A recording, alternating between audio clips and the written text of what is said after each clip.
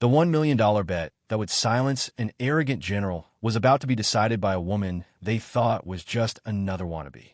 Colonel William Thornton had laughed when 28-year-old Maya Rodriguez walked onto his elite training facility, dismissing her as another civilian trying to play soldier. But as she positioned herself behind the rifle for an impossible shot that would either destroy her reputation forever or prove that the most dangerous person in a room is often the one who doesn't need to prove anything, everyone watching knew they were about to witness something that would change everything they thought they knew about true skill. Quick pause before we continue. Tell us where in the world are you watching from? If you're enjoying these stories, make sure to hit subscribe because tomorrow's episode is absolutely mind-blowing. This incredible story begins 3 weeks earlier at the Blackwater Advanced Tactical Training Center in Nevada, where the desert sun beat down mercilessly on what was considered the most elite military training facility in the United States. The compound stretched across thousands of acres of barren landscape, its ranges and obstacle courses designed to push even the most experienced Special Forces operators to their absolute limits. Maya Rodriguez pulled her beaten-up Honda into the visitor parking area, the car looking completely out of place among the military vehicles and high-end tactical trucks that surrounded the main building. At 28, she carried herself with the quiet confidence of someone who had learned to let actions speak louder than appearances. Her jeans and simple black t-shirt gave no indication of the extraordinary skill she possessed, skills that had been forged in the crucible of military combat and refined through years of experience that most people couldn't imagine. She was here for one reason. Her younger brother Carlos had been selected for the center's elite sniper program, a prestigious opportunity that could launch his military career into the stratosphere. But Carlos had been struggling with confidence issues ever since a training accident had shaken his nerve, and Maya had driven 12 hours from Los Angeles to provide the moral support he desperately needed. The receptionist at the main desk looked up with barely concealed skepticism as Maya approached. The woman's expression suggested she was accustomed to dealing with military personnel and defense contractors, not civilians who looked like they might be lost. "I'm here to see Carlos Rodriguez," Maya said simply. "He's in the sniper program. Civilian visits aren't typically allowed during training periods," the receptionist replied with practiced bureaucratic politeness. "The participants need to maintain focus without outside distractions." Before Maya could respond, the conversation was interrupted by the arrival of Colonel William Thornton himself, a man whose reputation preceded him into every room he entered. At 58, he possessed the bearing of someone who had spent 3 decades commanding respect through a combination of genuine expertise and carefully cultivated intimidation.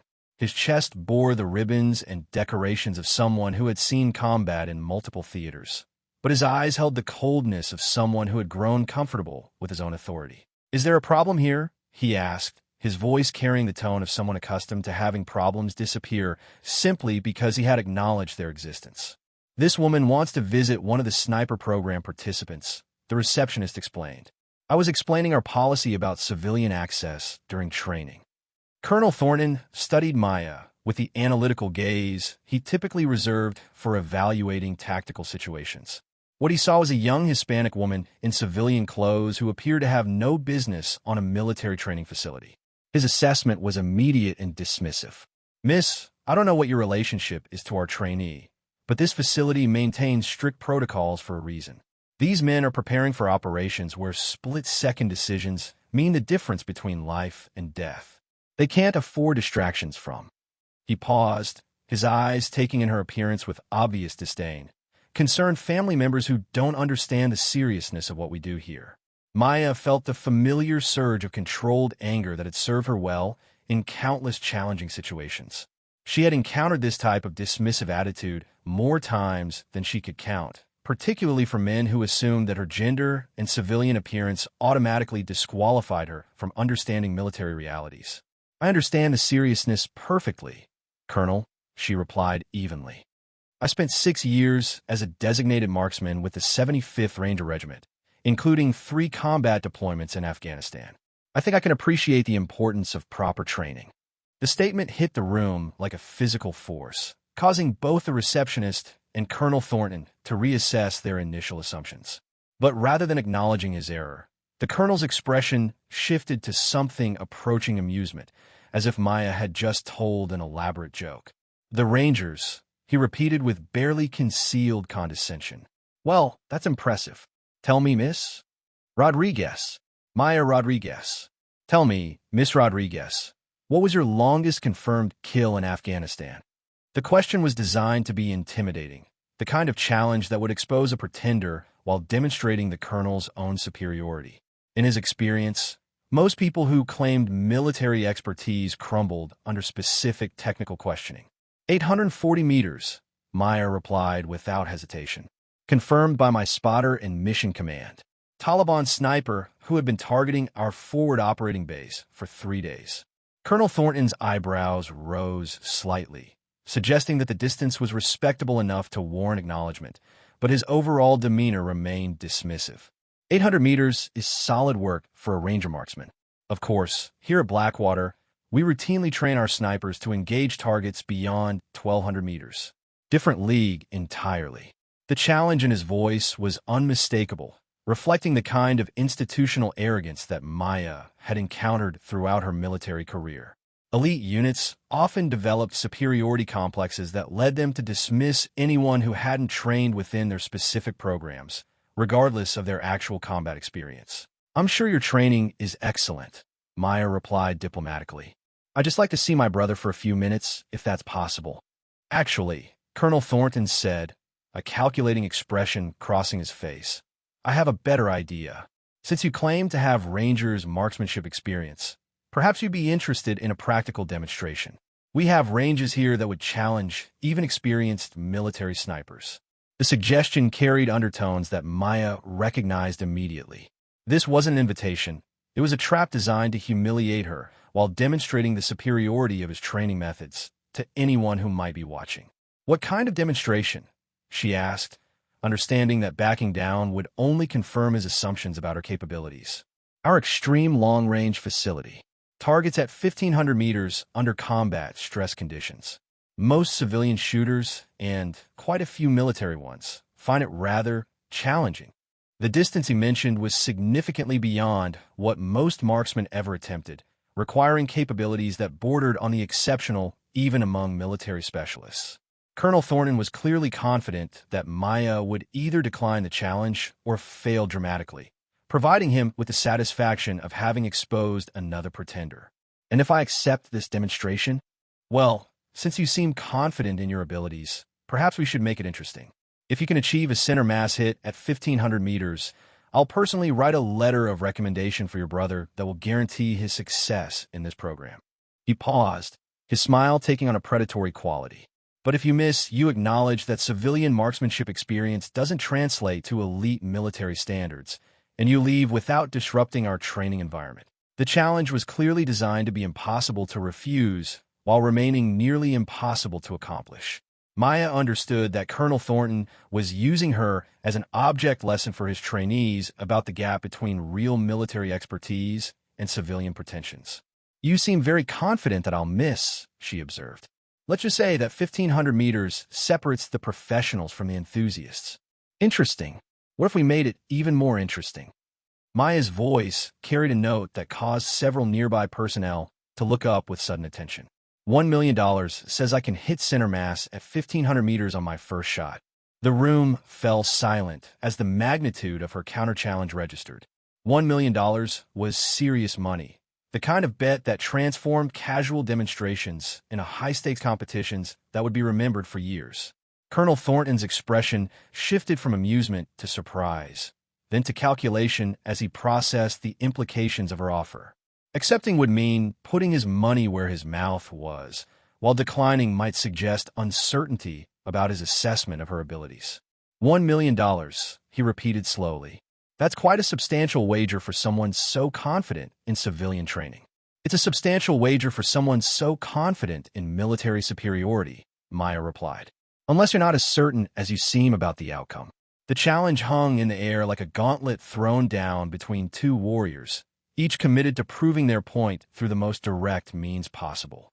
Colonel Thornton found himself trapped between his public confidence and the reality that $1 million represented serious financial risk, even for someone with his resources. As Maya settled into shooting position, The crowd of observers maintained respectful silence, understanding that they were witnessing something that would either validate or destroy reputations that had been years in the building.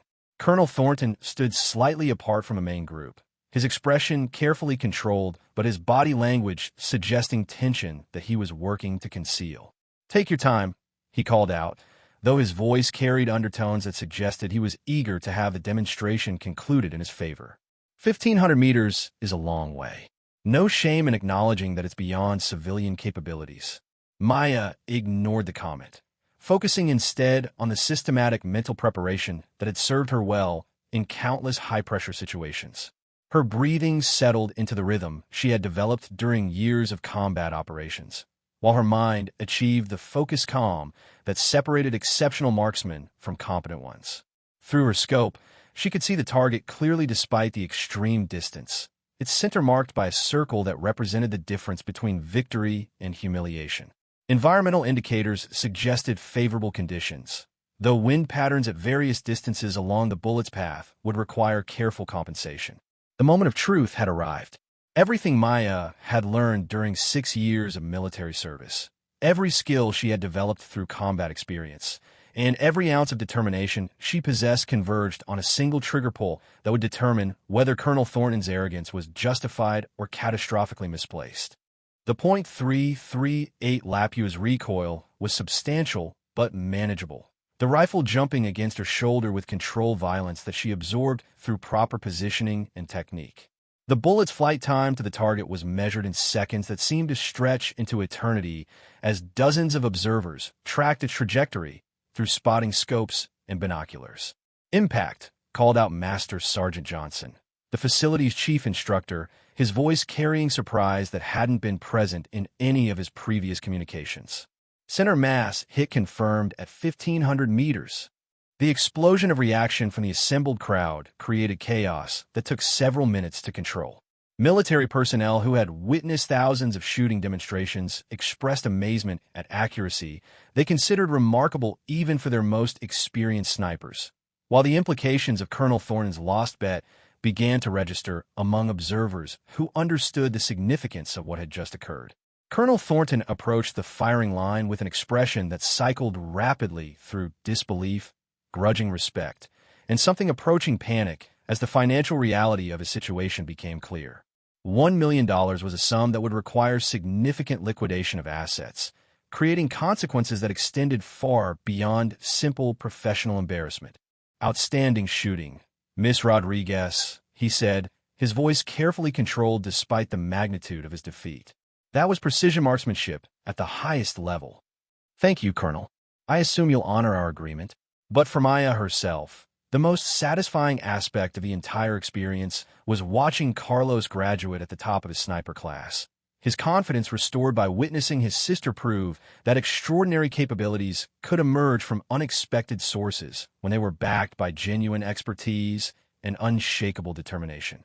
Colonel Thornton's million-dollar lesson had been learned, but Maya Rodriguez's real victory was proving that sometimes the most dangerous person in the room is the one who doesn't need to prove anything until someone pushes them to demonstrate just how wrong assumptions can be. The arrogant challenge that was meant to expose a pretender had instead revealed the true meaning of elite marksmanship, the ability to perform flawlessly when everything is on the line, regardless of what uniform you're wearing or which institution trained you. Her story became larger than personal achievement, evolving into a demonstration that respect must be earned through performance rather than presumed through position.